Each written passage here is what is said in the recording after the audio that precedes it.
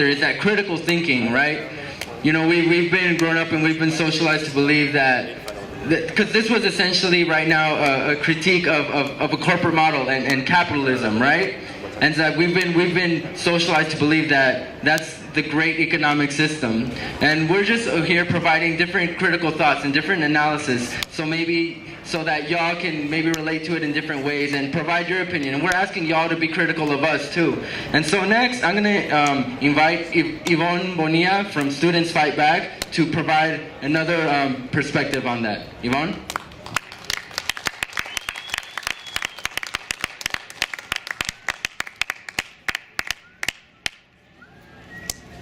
Students Fight Back.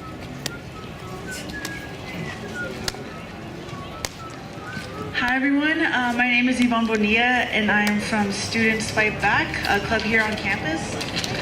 Students Fight Back is a multi-campus organization that fights against the war, against racism, sexism, and against the budget cuts.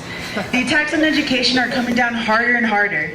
The hiring of 5 new VPs and 1 new general counsel will increase PCC's budget by nearly $500,000. All of this is going down while Rocha and the PCC administration are constantly telling us that there's no money for new class sections, that we need to compete with each other for spots in the already limited number of classes that we have, and that tuition needs to be raised.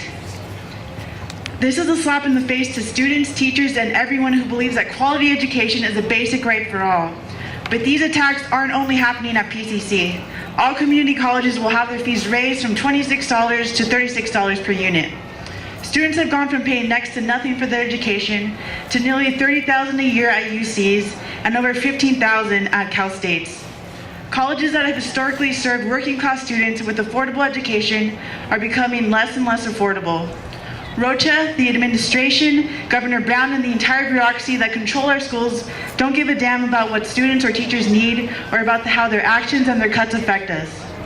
Funding criminal wars in Iraq and Afghanistan and Libya is more important to our government than investing in its own youth. Bailing out banks, bailing out billion-dollar corporations and their CEOs is more important than providing you or providing me with a college education. Yeah. That's why today we need to unite with all students and teachers who are struggling to stay in school just like we are and fight back against the privatization of education and against these cuts. Yeah. We must demand the right to control how our schools are run, demand our right to say how money should be spent, and demand that military recruiters and police that target and harass poor working class students be banned from our campuses. Students and teachers have that power, and we must use it to organize and fight for the kind of education that we want, the kind of education that we deserve. Students Fight Back is hosting the Student Teacher Fight Back Conference this Saturday in the Crevlin Lounge. And this is how we're going to take action. It's not going to be with the politicians, it's going to be with students and educators from all over Los Angeles, taking the streets, having rallies like we are today, to mobilize and fight back against these cuts. Also, we will, that is exactly what we need to be doing. We have to show the administration that we won't stand for this anymore, and that as they continue to say cutbacks, we, standing with teachers and with other students, will fight back, and we will fight back hard, and we will win. Thank you.